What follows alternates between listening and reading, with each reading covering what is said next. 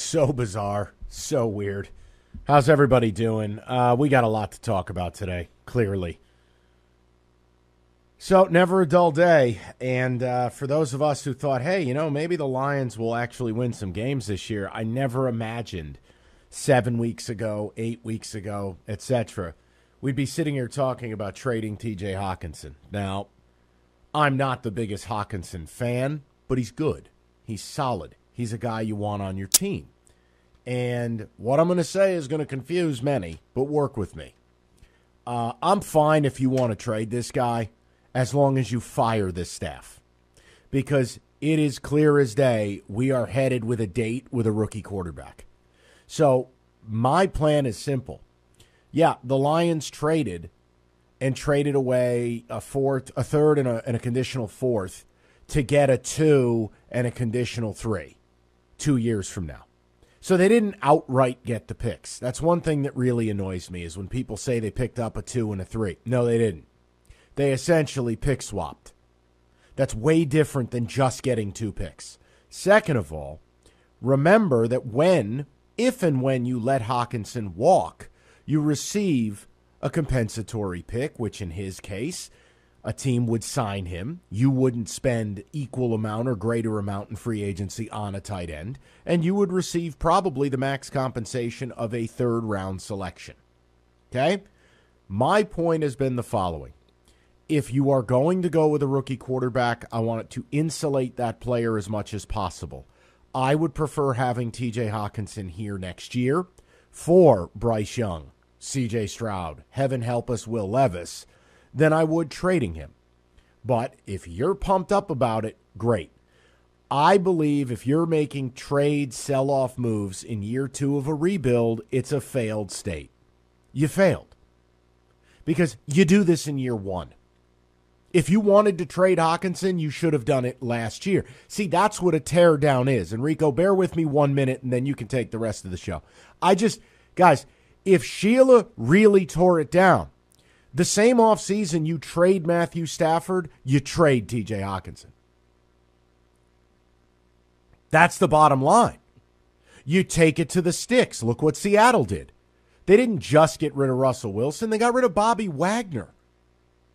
So I don't buy it.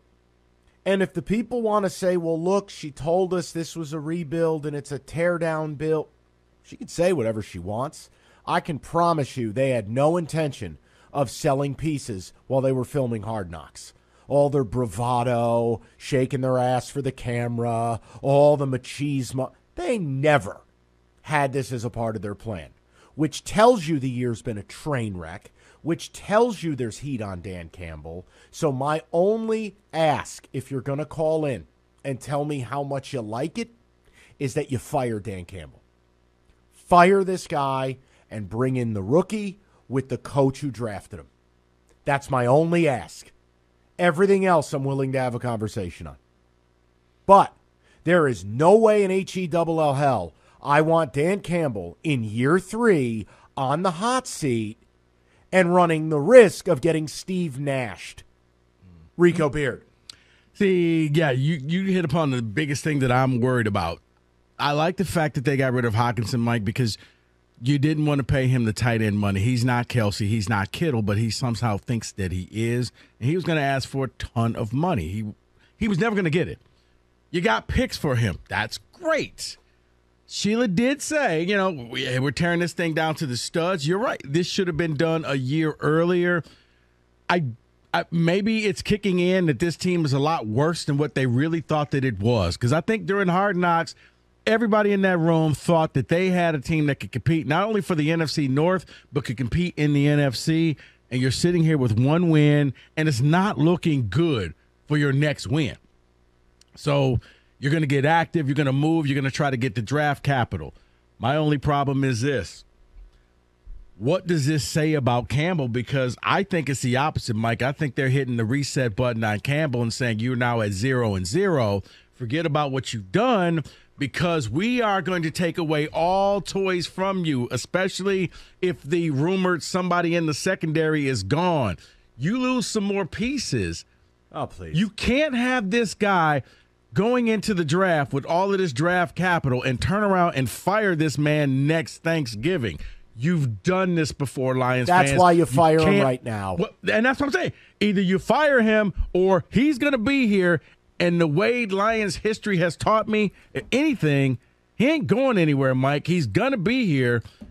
You didn't learn your lesson, and you're going to end up taking a bunch of players and trying to go that Seattle route and hoping that now your young players can jump in there and jumpstart this team. Here's the cautionary tale. It's the Chicago Bears.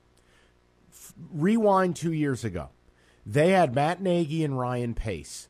Hot water. Everyone knew it.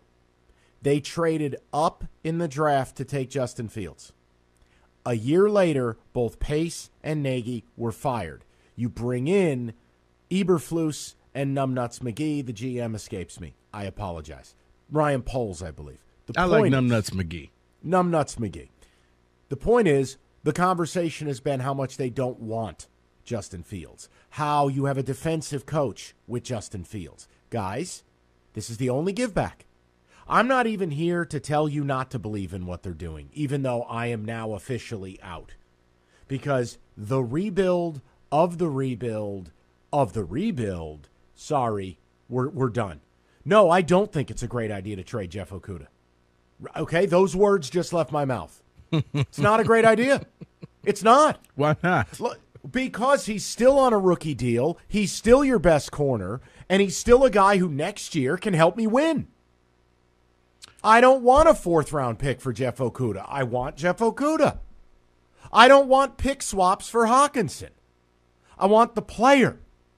When you begin tearing down a bad team already, you're telling your customers, we could be here for years. Yeah, I think what you said with the pick swap really needs to sink in. You're not getting extra picks, people. You're just moving. You still have the same amount of picks. Right, which is way different than if they had traded Hawk and grabbed a 2 and a 4 plus their own capital. You might begin to get me more towards the middle. But, Rico, you understand the point I'm making. If they draft Bryce Young, are you a better team and is Bryce Young better off having Hockenson or not? No, he's better off with Hockenson. That's it's a safety no-brainer. Blanket. Yeah. No-brainer. So what are we doing? Are you telling your fan base now, don't even bother until 24? Yeah. I think that you – no, I think that you are, because – when she came out there, Mike, and didn't say this is not just a rebuild, it's a teardown, it was a shot to Detroiters to let you know, I'm not going to do what the Tigers did and keep telling you rebuild for 7 years. This thing's a lot worse. This is that abandoned building next to Little Caesars that's now dirt. There's nothing there. There's no foundation. It starts from zero. And I think that's where she's going. My only question is, does this mean your coaching staff gets to start from zero as well? Because if you allow Dan Campbell and Brad Holmes to go in there and make the picks and do all of this stuff, you cannot let them go next year. You can't. People, I want to hear from you on it. All angles of it. The trade of Hockenson on surface, the compensation, what it means for the direction of the franchise, and where you're at with what Rico and I are saying. Because for me, look, think about this situation, guys. You're going to take one of your 3 best offensive players and trade him, and you're going to take one of your 3 best Okudah could be gone this afternoon. One of your 3 best defensive players. For a coach who's sitting at 4-19-1, I will give him, out of ether, 3 more wins this year. I'm just going to give them to him because I'm generous. That means you're 4-13. That means in 2 seasons, your coach is 7-26-1. And you're going to hit him with a rookie QB, which means you're going to lose double-digit games again, which means he ain't going to be here. So let's get to stepping. If this trade means end of year, we're blowing these guys out, fine. Fine. But if you keep him around with a rookie QB, I got nothing for you. Because I'm still yet to see what Dan Campbell's good for. What Dan Campbell brings to the table. What Dan Campbell has done to make him any different than any other coach. This guy has a lower win percentage than Matt Patricia. This guy's got a lower win percentage than Marty Morningwig. Yeah. What are we doing? 248-539-9797.